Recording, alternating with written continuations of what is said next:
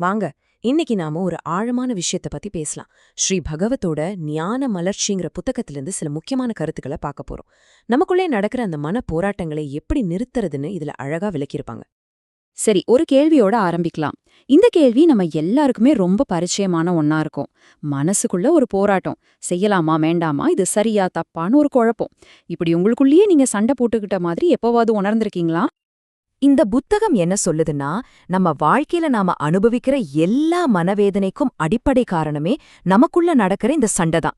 கோபம், கவலை, ஏமாற்றம்னு நாம சொல்ற எல்லா எதிர்மறை உணர்வுகளோட ஆணிவேரும் இந்த உள்மோதல்ல தான் இருக்கு. இந்த சண்டை எங்கிருந்து வருதுன்னு பாத்தீங்கன்னா, அது ரொம்ப சிம்பிளான ஒரு விஷயம்தான். நிஜத்துல என்ன நடக்குதோ அது ஒரு பக்கம். ஆனா அது அப்படி நடந்திருக்க கூடாதுன்னு நாம தீவிரமா விரும்புறது இன்னொரு பக்கம். இந்த ரெண்டுக்கும் நடுவுல இருக்கிற இடைவெளிதான் நம்மளோட துன்பத்துக்கான போர்க்களம். அப்போ இங்க முக்கியமான விஷயம் என்ன தெரியுமா? கோப்பம் உடைஞ்சதுனால நமக்கு துன்பம் வரல. இல்லனா திட்டம் தோல்வி அடைஞ்சதுனாலயும் வரல. அந்த உண்மைய நம்ம மனசு ஏத்துக்க மறுக்குது காருங்க. அந்த உள் எதிர்ப்புல இருந்துதான் அத்தனை வலியும் உருவாகுது. சரி, நமக்குள்ள இப்படி ஒரு வலி வரும்போது நம்ம இயல்பா என்ன பண்ணுவோம்? உடனே அதை எதிர்த்து போராட ஆரம்பிப்போம். அதை எப்படியாவது சரி பண்ணிடணும், கண்ட்ரோல் பண்ணிடணும்னு நினைப்போம். நம்மளோட கவலை, சோகம், கோபம் இது எல்லாத்து மேலேயும் நாமளே ஒரு போர ஆரம்பிச்சிடுறோம். ஒன்னு அதை அடக்க பார்ப்போம், இல்லனா அது ஏன் வந்துச்சுன்னு அளவுக்கு அதிகமா யோசிப்போம், இல்லனா அதை மறக்கறதுக்காக வேற ஏதாவது விஷயத்துல நம்ம கவனத்தை திருப்போம். எப்படியாவது முயற்சி பண்ணி ஜெயிச்சிடலான்னு நம்புறோம். ஆனா இங்கதான் ஒரு ஆச்சரியமான ஒரு முரண்பாடான விஷயத்த இந்த புத்தகம் சொல்லுது. நாம எந்த அளவுக்கு போராடுறோமோ அந்த அளவுக்கு அந்த நெருப்புக்கு நாமளே எரிபொருளை ஊத்துறோம். எந்த ஒரு எண்ணத்தை நாம கடுமையா எதிர்க்கிறோமோ அது இன்னும் அதிக சக்தியோடு நம்ம கிட்ட திரும்பி வரும். ஏன் நம்ம முயற்சி செஞ்சா இன்னும் மோசமாகுது? இத புரிஞ்சுக்க நம்ம மனச நாம பாக்குற விதத்தையே மொத்தமா மாத்தணும். அது ஒரு எதிரியா பாக்குறத நிறுத்திட்டு அதோட உண்மையான இயல்பு என்னன்னு தெரிஞ்சுக்கணும். சரி, நாம ஏன் இந்த போராட்டத்துல இப்படி தோத்து போறோம்னு தெரிஞ்சுக்க மனம் நிஜமாவே எப்படி வேலை செய்யுதுன்னு இந்த புத்தகம் சொல்ற ஒரு அருமையான உருவகத்தை பார்க்கலாம் வாங்க. அதாவது, உங்க மனச ஒரு போர்க்களம் மாதிரி பார்க்காதீங்க. அதுக்கு பதிலா ஒரு ஹார்மோனியம் மாதிரி கற்பனை பண்ணி பாருங்கன்னு இந்த புக்கும் சொல்லுது. நம்ம வாழ்க்கையில நடக்கிற ஒவ்வொரு அனுபவமும் ஒவ்வொரு உணர்வும் அந்த ஹார்மோனியத்திலிருந்து வர ஒரு இசை மாதிரி தான். பாருங்க, இது எவ்ளோ அழகா விளக்குதுன்னு.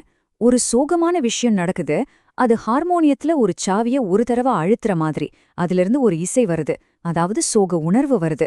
அதோட இயல்பு என்ன? அது கொஞ்ச நேரத்துல தானாவே மறைஞ்சிடும். ஆனா நாம என்ன பண்றோம்? ஐயோ, இந்த சோகம் இருக்கக்கூடாதுன்னு சொல்லி அதை எதிர்க்கிறோம். அப்படி எதிர்க்கும்போது நாம அதே சாவிய திரும்ப திரும்ப அழுத்துறோம். அதனால அந்த சோகமான இசை நிக்காம ஒலிச்சிட்டே இருக்கு. அந்த விரும்பத்தகாத இசைய நாம் தான் நீடிக்க செய்றோம். அப்போ தீர்வு என்னன்னா, அந்த இசையை நிறுத்த இன்னும் கடுமையா போராடுறதில்ல. அதோட இயல்ப புரிஞ்சுகிட்டு அது வந்துட்டு போகட்டும்னு நாம அனுமதிச்சா போதும். நாம அந்த சாவிய அழுத்துறத நிறுத்தினாலே இசை தானா நின்னுடும். இது நம்மள ஒரு ஆச்சரியமான தீர்வுக்கு கூட்டிட்டு போகுது. இது புதுசா எதையாவது செய்ய சொல்லல. ஆனா நம்ம ஏற்கனவே செஞ்சிட்டு இருக்கிற ஒரு தப்பான விஷயத்த நிறுத்தச் சொல்லுது. ஆமா, இவ்ளோதான். ரொம்ப சிம்பிள். அந்த ஹார்மோனியம் சாவிய அழுத்துறத நிறுத்துங்க. உங்க உணர்வோட சண்டை போடுறத நிறுத்துங்க. ஆனா இங்க ஒண்ணுமே செய்யாம இருக்கிறதுன்னா சோம்பேறித்தனமா இருக்கிறதுன்னு அர்த்தம் இல்ல. நல்ல கவனிங்க. இது ஒரு ஆழமான விழிப்புணர்வு நிலை. ஒரு உணர்வு நமக்குள்ள வரும்போது இது நல்லது, இது கெட்டதுன்னு எந்த முத்திரையும் குத்தாம அது எப்படி இருக்குன்னு சும்மா கவனிக்கிறது தான் இது. இதுக்கு ஒரு அருமையான உதாரணம் சொல்றாங்க. ஞானி ரமண மகரிஷிக்கு மரண பயம் வந்தப்போ அவர் அதிலிருந்து தப்பிச்சு ஓடல, அத அடக்கவும் முயற்சி பண்ணல. அவர் வெறுமனே படுத்துக்கிட்டு அந்த பயம் உடம்புல என்ன செய்துன்னு முழுசா கவனிச்சாரு. அப்படி எந்த எதிர்ப்பும் இல்லாம அதை ஏத்துக்கிட்ட அந்த கணத்துல பயம் காணாம போய் அவருக்கு ஞானம் கிடைச்சது. ஜெயிக்கிறதுல விடுதலை இல்ல, போரே இல்லேன்னு உணர்றதுல தான் விடுதலை. சரி, அப்போ நாம அந்த சாவிய அழுத்துறத நிறுத்திட்டா, உள்ள நடக்கிற அந்த போரை முடிவுக்கு கொண்டு வந்துட்டா என்ன ஆகும்? நமக்கு என்ன கிடைக்கும்? இதுதான் அந்த தலைப்புல சொன்ன மலர்ச்சி. நாம புதுசா ஒரு பூவை உருவாக்கல. ஒரு மொட்டை இருக்கு, அது மேல இருக்கிற அழுத்தம் எடுத்தா போதும், அதுவே அழகா மலரும் இல்லையா? அமைதி அப்படிதான். அது ஏற்கனவே நமக்குள்ள இருக்கு. நம்ம போராட்டம் தான் அதை மறைச்சிட்டு இருக்கு. அப்போ ஞானம்ங்கிறது ஏதோ நம்ம கஷ்டப்பட்டு அடைய வேண்டிய ஒரு விஷயம் இல்ல. நாம சும்மா இருந்தாலே, நம்ம மனசோட வேலையில குறுக்கிடாம இருந்தாலே அது இயல்பா தெளிவா அமைதியா இருக்கும். அந்த நிலைதான் ஞானம்னு இந்த புத்தகம் சொல்லுது.